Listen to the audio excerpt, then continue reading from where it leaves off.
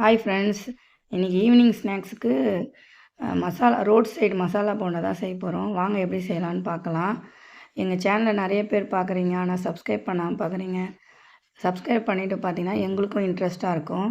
வாங்க எப்படி செய்யலான்னு பார்க்கலாம். மசாலாவுக்கு கொஞ்சம் எண்ணெய் ஊற்றி சோம்பு போட்டு பச்சை மிளகாய், இஞ்சி, வெங்காயம் லைட்டாக வதங்கணும்.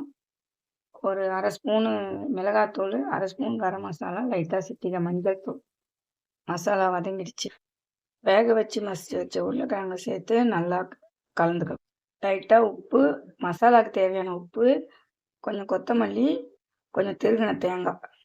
போண்டா உள்ளே வைக்க மசாலா ரெடி ஆகிடுச்சு. வாங்க மாவு கரைக்கலாம். ஒரு கப்பு கடல மாவு, 1/4 கப்பு அரிசி மாவு, பெருங்காயம், லைட்டாக காஞ்ச மிளகாத்தூள், சோடா மாவு, உப்பு போட்டு மாவை நல்லா கரைச்சிக்கலாம். மாவு நல்லா கட்டியாக கரைச்சிட்டேன். மசாலாவை நல்லா பால்ஸாக ரவுண்டாக பிடிச்சி நம்ம கரைச்சி வச்ச மாவில் டிப் பண்ணி எண்ணெயில் போட்டு பொரிச்சு எடுக்கலாம். போண்டா ரெடி ஆகிடுச்சு.